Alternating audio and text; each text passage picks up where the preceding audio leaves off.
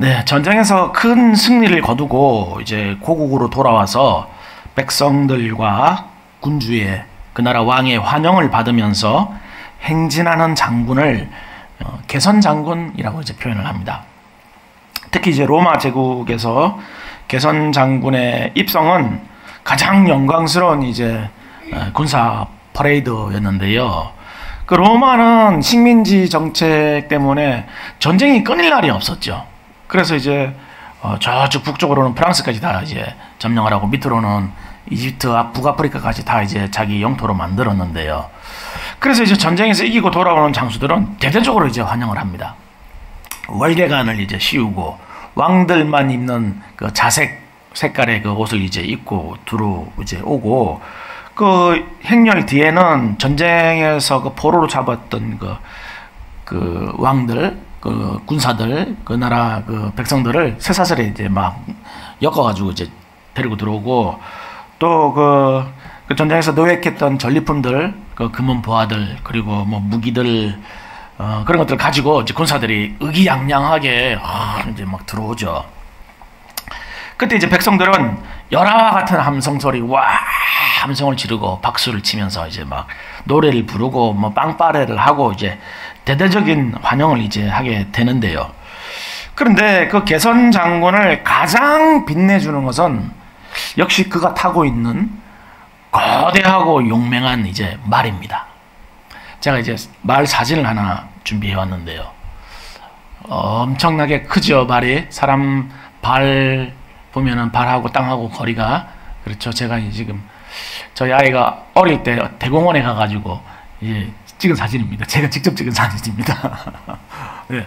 말이 저렇게 큽니다. 실제로 보면 엄청나게 큽니다. 예. 긴 갈기가 이제 막 휘날리는 키가 큰 말을 타고 높은 곳에 이렇게 앉아가지고 환호하는 백성들을 내려다보면서 봉도당당하게 이제 이렇게 왕이 이제 개선 장군이 들어오는 겁니다. 이집트로부터 그 인도까지를 완전히 점령했던 알렉산더 대왕이 탔던 말이 이제 부케팔로스라는 말이고, 진시 황제가 탄 말이 천리마, 하루에 1000리 간다는 천리마, 그리고 이제 나폴레옹이 탔던 이제 마렝고 뭐 이런 자기들의 명마를 이제 타고 이렇게 들어오게 되는데요. 그게 자기 명망 없는 장군들은 또 백마 4마리가 앞에서 끄는 황금빛 전차를 뒤에 탁 타고 백마 4마리가 끄는, 그렇게 타고 들어오니까 얼마나 막 이렇게 웅장하고 화려하게 이제 보이겠습니까? 그런데 이제 오늘 성경 본문에 예수님도 개선 장군처럼 예루살렘으로 입성을 하시는 장면이 이제 소개되고 있습니다. 특별히 이제 예수님이 그 예루살렘 성으로 입성하셨던 때가 이제 절기로 6월절이었는데요. 그 6월절이 되면 전국 각지에서, 이스라엘 각지에서 이제 백성들이 다 성전으로 모여가지고 이제 6월절을 절기를 이제 지키게 되죠. 6월절을 지키면은 당시 한 200만 명 정도가 모였다 그래요. 그 예루살렘 성에. 어마어마한 인구가 이제 모이는 겁니다. 이제 그런 그들이 이제 예수님을 마치 왕을 영접하듯이, 개선 장군을 이제 영접하듯이 그 자기들의 겉옷하고 이제 나뭇가지들을 이제 쫙 이제 깔아가지고 그리고 이제 종려나뭇가지를 흔들면서 예수님을 대대적으로 이제 환영을 했습니다. 근데 뭐 오늘날로 치자면 대통령이나 국빈이 이제 들어오고 나갈 때 그 레드 카펫 쫙 깔리지 않습니까? 이제 그것처럼 이제 그렇게 깔은 거예요. 자기 겉옷을. 그렇게 자기의 겉옷을 레드 카펫 삼아서 입성하는 예수님에게 호산나 다윗의 자손이여 찬송하리로다. 주의 이름으로 오시는 이여 가장 높은 곳에서 호산나. 이제 이렇게 외치면서 이제 환영을 합니다. 근데 이 말을 이제 조금 해석을 해보면 이런 말이에요. 하나님의 전권을 가진 이스라엘의 구원자여 우리를 구원하소서, 이런 말입니다. 호산나가 우리를 구원하소서라는 말이잖아요. 하나님의 정권을 가진 이스라엘의 구원자여 우리를 구원하소서, 이제 막 이렇게 계속 외치는 거예요. 근데 이제 이들의 환호와 영접 스토리가 이제 얼마나 뭐 컸던지, 당시 예루살렘에는 이제 큰 소동이 일어났다고 해요. 그 성 안에서. 그러면서 이제 그 성 안에 살던 사람이 이는 누구뇨? 이렇게 이제 물었는데요. 그러니까 도대체 누구가 왔길래 이 난리가 일어난 거야? 지금 성 안에 이 난리법석이 도대체 누가 왔는데 이렇게 지금 이런 일이 일어나는 거야? 이렇게 지금 놀란 거예요, 모두가. 그렇다면 그들은 예수님에게 무엇을 기대했고 또 이렇게 개선 장군이 입성하는 것처럼 그렇게 예수님을 환호했던 것일까요? 그 기대가 무엇인지에 대해서 이는 누구뇨라는 그 질문에 대한 답을 통해서 우리가 좀 짐작을 해볼 수 있는데요. 이 사람들이 무엇을 기대했느냐면, 그러니까 예수께서 예루살렘에 들어가시니 온 성이 소동하여 이르되 이는 누구냐 하거늘 무리가 이르되 갈릴리 나사렛에서 나온 선지자 예수라, 이렇게 답을 합니다. 그러니까 하나님의 전권을 가지고 자신들을 구원하러 온 예수는 갈릴리 나사렛 출신의 선지자다. 지금 그렇게 답을 하고 있는 거예요. 즉 예수는 이스라엘에 예전에 존재했던 그런 선지자 가운데 한 사람으로 예전에 이방의 압제에서 이스라엘을 구했던 선지자들처럼 지금도 자신들을 로마의 압제로부터 구원할 선지자다. 지금 그렇게 얘기를 하고 있는 겁니다. 지금. 그러니까 그들은 예수님을 자신들을 죄와 사망에서 구원할 메시아가 아니라 로마의 압제에서 자신들을 해방시킬 뭡니까 그냥 선지자로 생각하고 있었던 거예요. 힘 있는 왕 정도로. 그래서 로마에서 우리를 구원하면 우리의 왕으로 세워야 되겠다. 능력 있고 힘 있는 사람이니까. 그렇게 이제 그걸 기대하고 있었던 겁니다. 특별히 이제 이들 가운데는 예수님이 행하신 일들을 경험했거나 들었던 사람들도 분명히 이제 섞여 있었겠죠. 예수님이 많은 이적들을 행하셨으니까요. 그러니까 예수님이 이제 예루살렘 성에 입성을 하면 이런 이적과 기사를 행하면서 우리를 구원할 거다. 로마의 압제로부터. 우리 분명히 구원할 거다. 능력이 있으신 분이니까. 이게 기대를 하면서 환호를 했던 겁니다, 이제. 이제 우리 해방된다. 드디어 고생 끝났다. 식민생활 끝났다. 노예 같은 생활 끝났다. 기대에 부풀어 있었던 거죠. 그렇기 때문에 자기의 그 재산 목록 1호 겉옷을 이제 벗어가지고 길에다 깐 거 아니겠습니까? 이 이스라엘 사람들에게는 이 겉옷이 재산 목록 1호입니다. 낮에는 겉옷이고 밤에는 담요고 이불이고 그런 거죠. 그 겉옷은 반드시 돌려주라고 합니다. 왜냐하면 이거 없으면 죽으니까요, 바로. 그런데 이제 그것을 이제 막 레드 카펫처럼 깔아가지고 예수님이 막 밟고 오시라고 이제 그렇게 환영을 했는데요. 근데 그런데 놀랍게도 예수님에 대한 이들의 마음이 단 며칠 만에, 단 5일 만에 180도로 바뀝니다. 예루살렘에 입성하시고 5일째 되는 날 재판이 진행되죠. 그 재판이 진행될 때 십자가에 못 박으라고 외치잖아요. 단 5일 딱 걸렸어요. 이렇게 마음 바뀌는데, 180도로 바뀌는데. 이들이 어떻게 이렇게 갑자기 마음이 바뀐 것일까요? 뭔가 단단히 삐졌습니다, 지금. 그죠? 예. 속았다 정도? 그 정도 생각이 되지 않으면 이렇게까지 마음이 순식간에 바뀌어서 호산나 하다가 십자가에 못 박으라. 갑자기 이렇게 바뀌잖아요, 마음이. 무슨 일이 있었던 걸까요? 그렇게 환호하면서 예수님을 왕처럼 영접했던 이제 그 일이 불과 며칠 전이었는데 어떻게 그렇게 갑자기 죄인으로 몰아가지고 죽이기까지 했냐는 것인데요. 그러니까 그들은 로마를 무너뜨릴 혁명적인 지도자, 즉 힘있고 능력 있는 정치적 지도자를 기대했는데 로마와 싸우기는커녕 그냥 맥 다 빠지는 얘기를 하시는 겁니다. 내가 좀 이따 죽는다. 난 죽으러 왔다. 뭔 얘기인 거야 지금 이게. 뜬금없이 그런 입장인 겁니다 지금.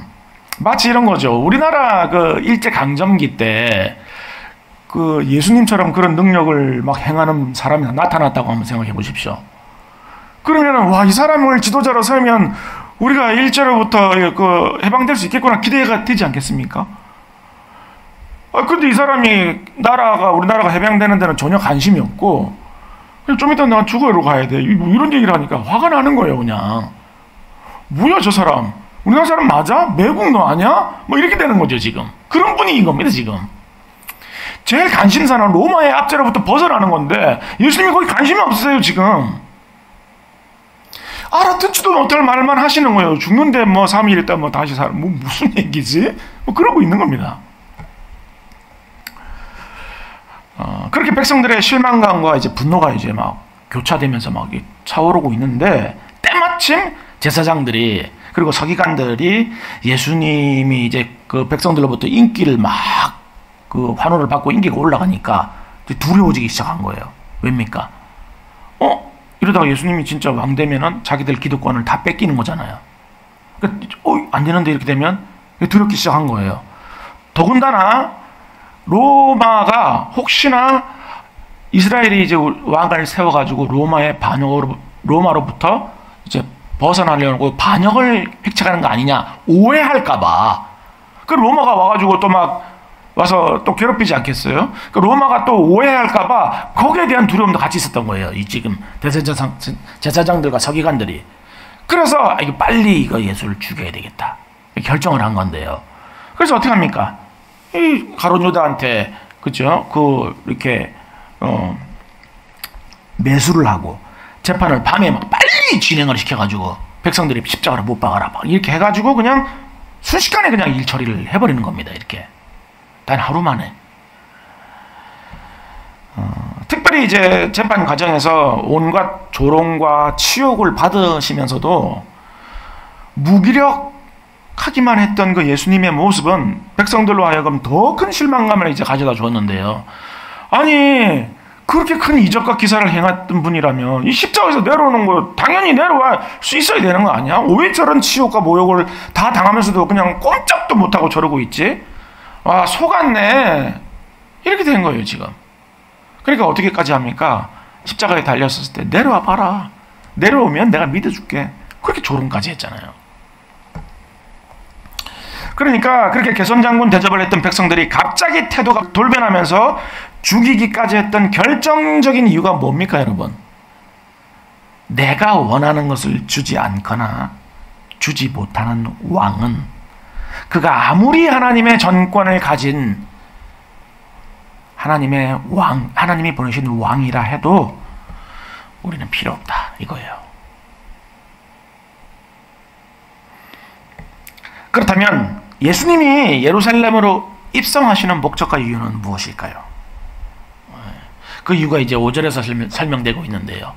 시온 딸에게 이르기를 내 왕이 내게 임하나니 그는 겸손하여 나귀 곧 멍에 매는 짐승의 새끼를 탔도다 하라 하였느니라.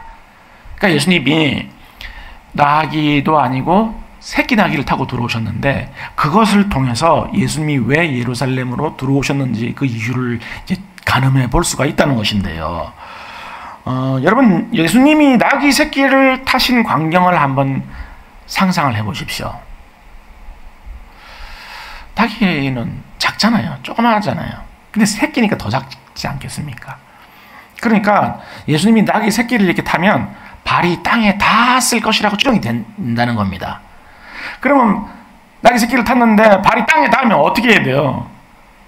땅에 안 닿아야 되니까 발을 앞으로 이렇게 펴든지 아니면 쪼그리고 이렇게 타야든지 영 볼품이 없는 거죠. 예, 볼품이 없고 그냥 초라해 보이는 겁니다. 막. 여러분 어릴 때 한참 우리 때 유행했던 그 장난감 예, 그거 흑색깔 나무 색깔 발통 이렇게 달려 있는 거 그거 타고 이렇게 다녔잖아요. 그거를 애기 때 타던 거를 뭐 덜썩 커가지고 중고등학생이 탄다고 생각해 보세요. 얼마나 그냥 우스꽝스러울 거 아닙니까 그게? 진짜 거기까지 그 정도까지는 아니더라도 그게 이제 그런 모습이 연상이 되는 거예요. 예수님이 이제 새끼 나귀를 탔다는 거는. 그러니까 예수님은 권세를 가지고 세상을 정복하고 군림하러 온 왕이 아니라 그런 왕은 부케팔로스, 마랭고 그런 어마어마한 말을 타고 들어오잖아요. 그런 왕이 아니라 자신의 생명을 대속물로 주러 오신 겸손의 왕이라는 사실을 새끼 나귀를 타고 들어오시면서 보여주신 겁니다. 그런데 이제 놀라운 사실은 이렇게 볼품없고 초라하게 입성을 했음에도 불구하고 온 성에 이제 큰 소동이 일어나는 거예요. 이제 소동이라고 이제 표현이 되어 있는데 원문에 보면 이제 헬라어 원문에 보면 이 소동이라는 단어가 세이오라는 단어인데요. 그러니까 지진이 일어난 것 같은 큰 충격을 의미를 합니다. 그러니까 예수님이 들어오셨을 때 그 지진이 일어나는 것 같은 큰 충격이 이제 그 성 안에 이제 생겼다는 겁니다. 이제 이거를 이제 어떻게 해석을 하냐면은 큰 영적 진동이 있었다. 영적인 진동이 있었다. 이제 이렇게 해석을 하는데요. 왜입니까? 만왕의 왕이자 만주의 주 되신 예수 그리스도가 죄와 사망을 정복하러 오셨기 때문에 영적 진동이 일어난 거예요. 예. 그렇기 때문에 이제 이 사람들이 누구냐 도대체 이렇게 물었던 건데요. 그런데 이제 이 질문은 정확히 오늘 이 시대를 살아가는 우리에게도 동일하게 던져지고 있습니다. 당시 예루살렘 성에 이제 나귀를 타고 입성하셨던 예수님은 오늘날 우리에게도 그런 어마어마한 명마를 타고 오시는 게 아니라 낮은 나귀 새끼를 타고 오세요. 그렇게 찾아오세요, 우리를. 여러분 무슨 뭐 엄청난 권력을 가지고 예수 믿어 그렇게 안 하잖아요. 하나님 그렇게 안 하시잖아요. 그렇게 해서 예수 믿는 건 예수 믿는 게 아니죠. 두려워서 살려고 하는 거지. 그건 예수 믿는 게 아니잖아요. 어떻게 찾아오십니까? 우리같이 그냥 미약하고 나약하고 그렇게 그런 연약한 자를 통해서 예수님 믿으라고 그렇게 찾아오시잖아요, 우리를. 지금도 나귀를 타고 찾아오시는 겁니다. 그리고 이제 우리에게 물으시죠. 이는 누구냐? 예수님이 누구냐? 예수님이 당신에게 누굽니까? 라고 물으시는 겁니다, 지금. 그러니까 모든 인생에 있어서 가장 중요하고 시급한 질문은 예수 그리스도가 과연 나에게 누구인가? 라는 질문인 겁니다. 그러니까 이 질문은 피해갈 수가 없어요. 그 누구도. 모든 사람들은 자기가 좋든 싫든 그 답을 하고 살아가고 있는 것입니다. 그렇죠? 어떤 사람들은 어떻게 답을 합니까? 2000년 전에 이스라엘에서 태어났다가 죽은 청년. 그 정도로 예수는 나한테 인식을 하고 있는 사람들도 있는 거고. 또 어떤 사람들은 우리가 교과서에서 배운 것처럼 4대 성인 중에 한 명이다. 그 정도로 인식을 하고 있는 사람이 있는 거고. 또 한 사람은 관심 없어. 누구든지 말든지 나 관심 없어. 그 정도로 인식하고 있는 사람도 있는 거고. 또 누구는 맹자 공자처럼 좋은 교훈 주는 정도의 선생 정도로 생각하는 사람도 있는 거고. 또 누구는 자신의 주인이자 왕으로 구세주로 인식하고 인정하고 살아가고 있는 사람이 있는 겁니다. 각자가 이는 누구냐에 대한 답을 내리고 살아가고 있는 거예요. 그런데 문제는 이스라엘도 예수님을 다윗의 자손이라고 부르면서 하나님의 전권을 가진 왕으로 영접을 했다는 겁니다. 왕으로. 그들은 그냥 선생 정도로 여긴 게 아니에요. 그러니까 선지자라고 여겼지만 우리를 구원하면은 우리 왕이다. 우리 왕으로 살 뿐이다. 그렇게 여겼다는 거예요. 왕이 될 사람으로 여겼다는 겁니다. 이스라엘도. 근데 왕으로 여기면서도 어떻게 한 겁니까? 십자가에 못 박았잖아요. 왜 그런 것이죠? 그들이 원하는 왕이 아니라는 거죠. 왕은 왕인데 내가 원하는 왕이 아니야. 그러니까 필요 없어. 그렇게 된 거죠, 지금. 그렇다면 이스라엘에게 있어서 그들이 예수님을 왕으로 인정하고자 했던 것은 진정한 왕으로 인정한 겁니까? 아니에요. 그건 진정한 왕이 아니에요. 입술로만 왕이라고 한 거지. 자기의 필요에 따라서 그냥 왕으로 입술로만 고백한 거지. 자, 그러니까 우리도 교회를 다니고 있는 신자라면 예수님을 우리 왕이라고 인정 안 하는 사람이 없잖아요. 예수님 나의 왕은 아닌데 나는 교회를 다녀요. 이런 사람은 없잖아요. 다 예수님 내 왕이라고 그러고 예수님은 우리 나의 구세주라고 고백하고 내 주인이라고 고백하잖아요. 다. 근데 문제는 뭡니까? 우리도 또한 당시 이스라엘과 같이 입술로는 왕으로 고백하면서도 하루에도 수십 번도 또 예수님을 십자가에 못 박고 있다는 겁니다. 우리가. 왜죠? 내가 원하는 거 안 준다고. 내가 원하는 거 안 주는 예수는 필요 없다는 거예요. 내가 바라고 원하는 것들 안 주는 예수 왕은 나에게 필요 없다. 이렇게 표현은 안 하지만 이 섭섭한 마음이, 이 상한 마음이 수도 없이 예수 그리스도를 십자가에 못 박고 있는 거예요.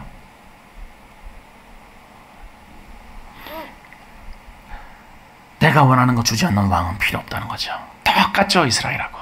예. 한번 핏줄을 조사를 해봐야 되겠어. 우리랑 어떻게 이렇게 똑같은가 모르겠어요. 이스라엘의 직계 후손이 우리가 아닌가 싶을 정도로. 예. 너무너무 신기해. 빼다 박았어요, 어떻게. 그렇게 우리가 만약에 예수 그리스도가 내가 원하는 거 주시지 않는 왕이다, 그래서 내가 필요 없다라고 한다면 그분은 우리 왕이 아니고 주인이 아닙니다. 우리와 아무 관계없는 분이에요. 그렇다면 예수님이 우리의 진정한 왕이 되신 것을 우리는 어떻게 알 수 있을까요? 우리는 모두 입술로는 다 왕이라고 얘기하죠. 어떻게 알 수 있을까요? 예수님이 내 뜻과 내 생각과 다르게 역사하실 때 여전히 그분을 나의 주인이자 왕으로 인정하고 있는가를 보면 알 수가 있어요. 주인의 뜻에 순종하고 주인의 뜻에 자기 의지를 꺾을 수 있어야 그게 진짜 주인이죠. 내 마음에 아니네, 내 마음에 안 드네, 내가 원하는 거 아니네, 안 주시네. 그러면 돌아서는 건 왕이 아니라는 거잖아요. 그럼 누가 왕이라는 겁니까? 내가 왕이라는 거잖아요. 내가 내 뜻에 맞추라는 거잖아요, 지금. 그러니까 내가 바라는 대로 상황이 돌아가지 않고 내가 원하는 것이 주어지지 않을 때, 그럼에도 불구하고 그것이 오히려 나에게는 더 좋은 것을 주시기 위한 하나님의 뜻이라는 것을, 그것을 인정할 수 있어야 그리스도가 내 주인이 된 거예요. 그때. 지금은 비록 험하고 깊은 골짜기 그리고 빗달길을 걷고 있다 해도 그 인도하심의 끝이 푸른 초장임을 믿을 수 있어야 한다는 겁니다. 그러니까 여러분, 그리스도인에게 있어서 실패라는 단어는 없는 겁니다. 여러분들 집에 가셔서 여러분들 그 사전 한번 열어보세요. 시옷 가보세요. 실패 없습니다. 실패라는 단어가 없어요. 왜일까요? 그 실패라는 단어는 그냥 우리가 만든 거예요. 언제 실패라 그러죠? 내 마음대로 안 됐을 때 실패라 그러잖아요. 내 마음대로 안 됐을 때. 내 뜻대로 안 되면 그걸 실패라고 얘기하잖아요. 그런데 하나님께서는 우리 인생을 어떻게 인도하십니까? 하나님의 작전과 그 계획에 따라 가장 좋은 길로 인도하고 계시잖아요. 우리의 실패와 우리의 성공이 다 하나님의 섭리 안에 있고 하나님의 그 계획, 완전한 뜻 가운데 있는 겁니다. 그러니까 실패는 없는 거예요, 우리 인생에. 우리 눈에 보이기에 비록 실패처럼 보이는 그런 상황도 하나님의 완전하신 계획과 그 인도하심 속에 있기 때문입니다.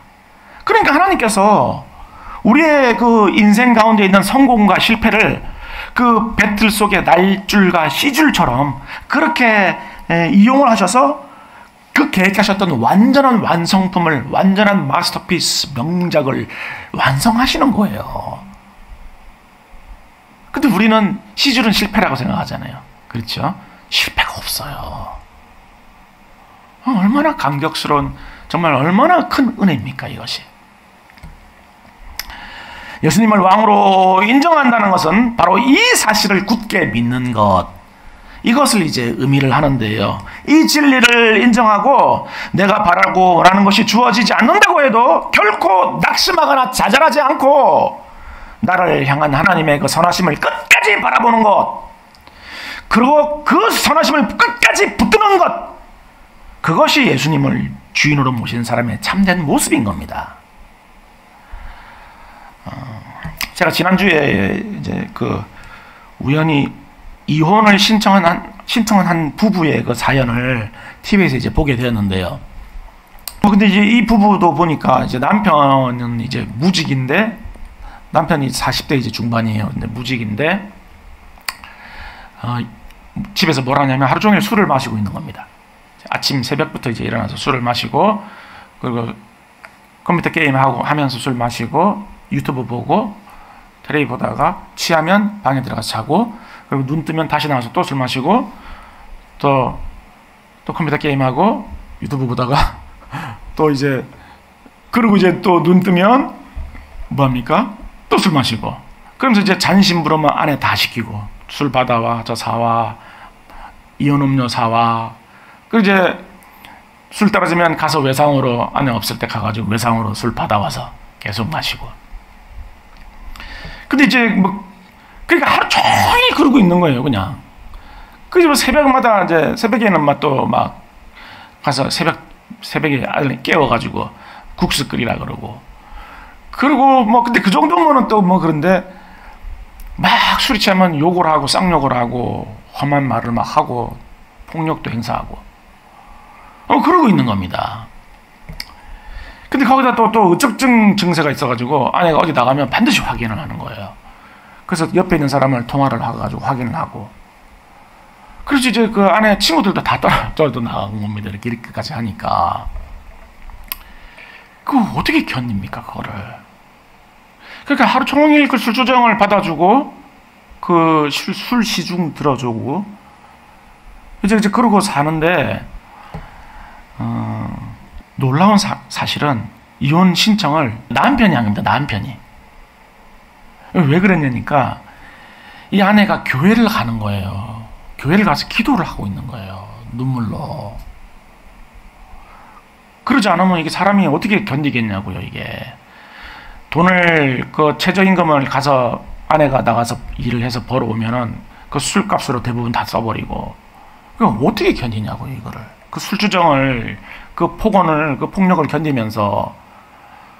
그러니까 이제 이분이 이제 모태신앙이었는데 한동안 하나님을 떠났다가 이제 하나님 앞에 나가가지고 눈물로 기도하는 겁니다. 새벽마다 가서 기도하고 수요일, 금요일, 주일날 예배드리고 이제 오고 그러는데 이 남편이 이혼을 신청한 이유가 그 시간에 교회가 있는 바람에 자기 술수중 들어줄 사람이 없다고 화가 나서 이혼을 해야 되겠다고 신청을 한 겁니다. 교회 나간다고. 교회 너무 자주 나간다고.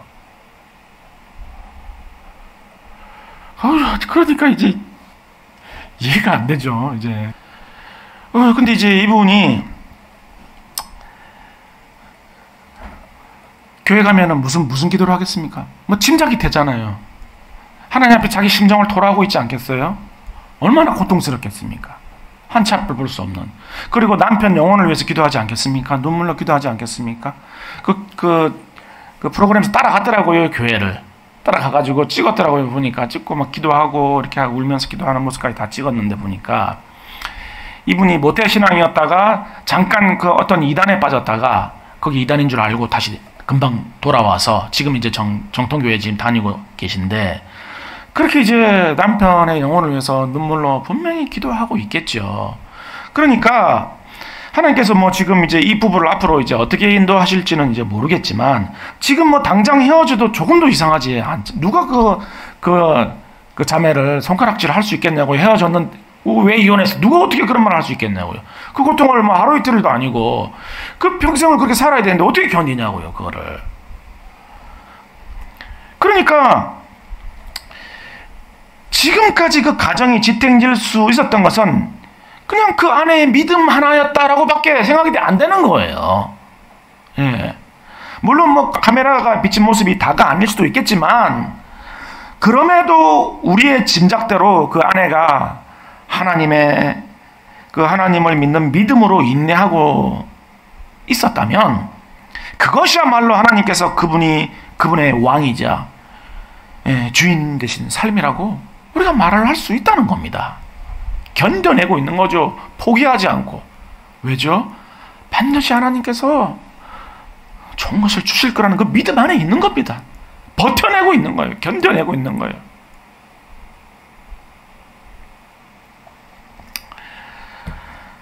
그렇습니다. 비록 우리 눈에 보기에 역경과 시련이 놓여 있다고 해도 그것마저도 우리를 향하신 하나님의 선하신 손길임을 고백할 수 있을 때 예수 그리스도께서 우리의 진정한 주인 되셨음을 우리가 그때 이제 알 수가 있는 것입니다. 그러므로 2000년 전 예수님이 예루살렘에 입성하셨을 때 물었던 그 예수님이 누구인가 하는 질문 앞에 우리 다시 한번 고추 세워야 됩니다.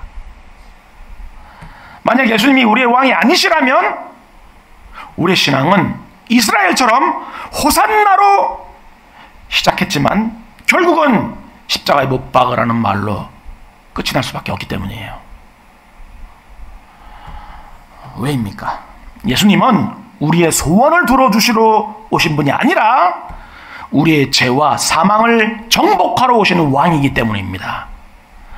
비록 손에는 창이나 검 이런 것이 없이 빈손으로 오셨지만 그분의 말씀은 그 어떤 검보다 예리해서 우리의 뼛속까지 스며들어 있는 우리의 죄악 덩어리를 도려낼 것이기 때문이에요. 그렇게 사망 권세에게 영원한 죽음을 선포하고 마귀 사단의 심장에 승리의 깃발을 꽂으실 분이기 때문입니다. 그렇습니다. 우리의 왕은 죄인들을 초대하기 위해서 지금은 너무나도 볼품없고 초라한 나귀 새끼를 타고 오셨지만 마지막 심판의 때에는 권세와 위엄과 영광을 두르고 죄인들을 심판하기 위해서 백마를 타고 오실 왕이시기 때문입니다. 또 내가 하늘이 열린 것을 보니 보라 백마와 그것을 탄 자가 있으니 그 이름은 충신과 진실이라 그가 공의로 심판하며 싸우더라. 우리 주님은 백마를 타고 오실 분인 겁니다. 그렇기 때문에 지금 나귀를 타고 우리 마음 문 안으로 들어오신 예수 그리스도를 우리의 왕이자 진정한 주인으로 모셔드려야 하겠는데요. 그렇게 오신 겸손의 왕을 우리 인생에 그리고 우리 가정에 그리고 우리 교회에 왕이 되시도록 우리는 결단해야 하는 것입니다. 그럴 때 나귀 새끼와 같이 미약하게 보이는 인생일지라도 예수님을 태우고 예루살렘으로 입성한 나귀와 같이 하나님 나라를 위하여 귀하게 쓰임받는 그런 놀라운 인생이 될 수 있는 것입니다. 그리고 선한 싸움을 마치고 본향으로 돌아가는 그날 나귀 새끼가 아니라 백마를 탄 그 영광스러운 모습을 하신 예수님이 우리를 어린 양의 혼인잔치로 영접하는 영광을 덧입게 될 것입니다. 이 시간 이는 누구냐? 라고 묻는 세상 앞에서 그분은 나의 왕이자 주인이십니다 라고 당당하게 고백하는 여러분 모두가 될 수 있기를 주님의 이름으로 간절히 축원하겠습니다. 자, 우리 찬양